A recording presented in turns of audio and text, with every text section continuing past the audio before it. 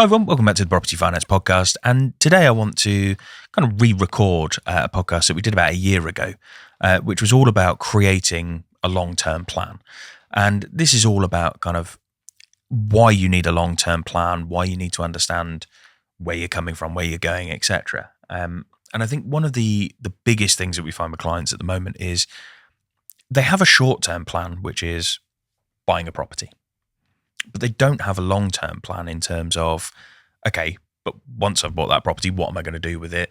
How do I expand the remainder of the portfolio? What am I going to do with that once it runs out?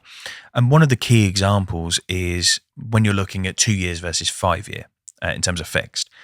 And I think this is a really crucial conversation to have. And by no means is this advice, but take yesterday, for example. So at the point of recording this, we're early July. Yesterday, I was dealing with a client who's looking at refinancing a large HMO. We had two sets of rates in front of us.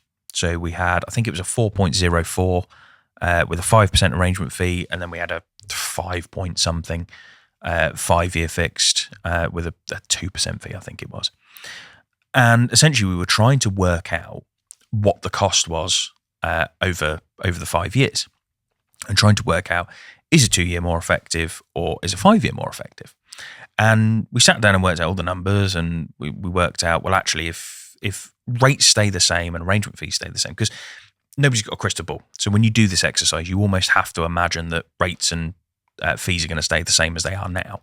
We hope they'll improve, but worst case, probably stay the same, unless something horrendous happens and they go up again. But when we're sort of forecasting this, we imagine they're going to stay the same. So what we did was we worked out the 4.04 with a 5% arrangement fee over 5 years. So if you do that over 5 years, you end up with a 4.04% rate and 12.5% of arrangement fees, which you look at that and you think, bloody hell, that's a lot of arrangement fees. When you actually annualize it out, it comes to 6.54%. So you actually work out the costs over each year and then obviously break it down, and you work out that actually over 5 years, it's costing you 6.54% a year. Okay, fine, I know that then. You then look at the 5 year, and that was coming out at about 6.14%. However, that was significantly more in terms of upfront interest. So that was an actual interest rate of, I think, 5.14% off the top of my head. So you're talking 1.1% a year more. So we sat and worked it out, and we said, well, actually, on the 4.04, you're saving about £300 a month in interest, in the sense of you've got a higher cash flow. So yes, overall, over the course of 5 years, you're paying 0.5% more, but you've got an extra £300 a month of cash flow. So when you're talking about short-term versus long-term plans, this is where you start to work out that long-term plan, because you look at it, you understand your cash flow. So in this client scenario, he needs cash flow. So he's had 2 HMOs that are down valued recently.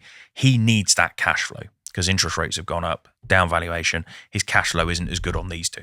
So on this third one, he needs that cash flow. So the short-term plan is obviously cash flow. That is his main focus. Now, when you're looking at the long-term plan, it's about understanding the total cost of finance over a 5 year period. And that's where that 5 year plan comes in.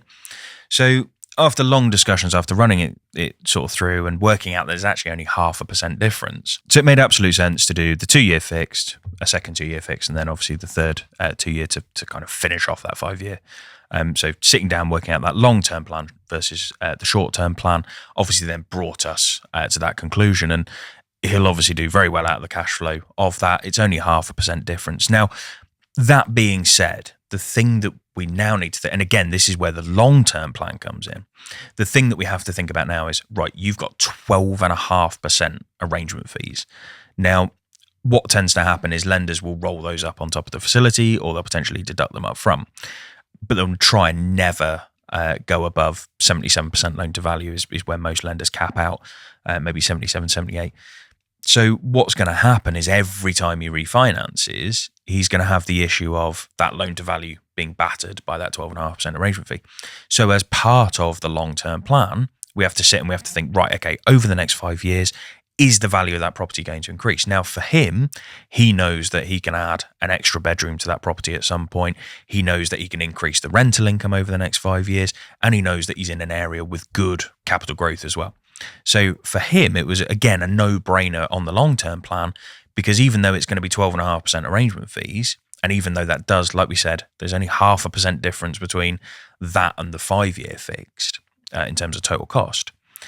He knows that he's going to have enough sort of growth and value add and everything else that that 12.5% is not going to affect him. So when we talk about short-term plans versus long-term plans, this is what we're talking about, is that kind of, what's your 2-year plan? What's your 5-year plan? What's your 10-year plan? Because we've got to think that far ahead. Is we've got to think, well, okay, what are we going to do? Obviously, when all of these properties come to the end of their 5-year terms, is, are you going to go on another 5-year, etc.? So it's about understanding that. And once you get to a certain age as well, you've got to start thinking about succession plans and all that kind of thing. And lenders will ask, as soon as you kind of hit 55, I would say lenders are going to be on to you going, right, okay, what happens if you pass away? What happens if you're too old to continue working? What happens if X, Y, Z? They want to understand what your succession plan is. So it may be that one of your kids is a director of the company. It may be that one of your kids is a shareholder. It may be that your partner's a bit younger, they're going to take over. It may be that you've got a business partner who's younger, they're going to take over. So there's all sorts of different things that you can do. When it comes to developments, when we talk about short-term, medium-term, long-term plans, your short-term is your acquisitions. So what's your plan in terms of what's the next deal? When we talk about medium-term, it's then starting to think about stacking deals in terms of having maybe one in acquisition, one in planning, one in build, one in sale, and having one in each of these different columns, almost like a Trello board. If you imagine you've got a deal in each Trello sort of section of your Trello board, and that's your medium plan. Then long term, you start to think, okay, what then starts to happen once properties are being sold? Are we going to go down the route of refinancing? Do we need to put some properties into the portfolio? And again, we've got a developer at the moment who we're working with who we managed to get development finance. He had no assets to his name. He had cash. And this comes back to that funding triangle that I spoke about on a previous episode, which is where we spoke about experience, cash, and assets. So he had the experience in the cash, didn't have any assets. So we had a bit of a kickback from some lenders in terms of PG, because obviously they were worried about the PG, which is personal guarantee for those of you that don't know, which means that lenders can come after your personal assets. Well, obviously, if you don't have any, that doesn't give them a huge amount of confidence. So for him, his short-term plan is acquiring this project. His long-term plan is acquiring the project, building out the project, refinancing the project so that he then has assets, so that next time he goes for development finance and we look at that funding triangle, he's got the experience, he's got the money, and he's got the assets. And then he's the golden goose of clients. We can then go to any challenger bank and put him in front of any challenger bank and get really good interest rates and really good loan to GDVs. So that's kind of the short-term versus long-term plan. And this is why it's so important to have those plans. And I think in terms of kind of development versus investors versus sort of anything else, everyone's going to have a slightly different plan.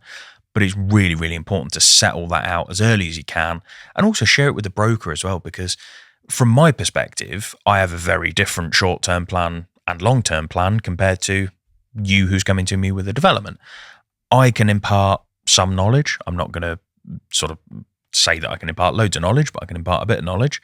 But I can look at that plan and I can say, well, have you thought about this? Have you thought about that? Have you injected something in here? Have you thought about potentially refinancing that a bit early so that you can extend the journey there? We're not financial advisors. You definitely do need to consult with a financial advisor as well in terms of making external investments and things like that and protecting your wealth long term. But we can help with kind of actually laying out a plan.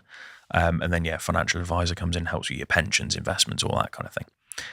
Hopefully you found this helpful. Like I said, this is a re-record of a year ago.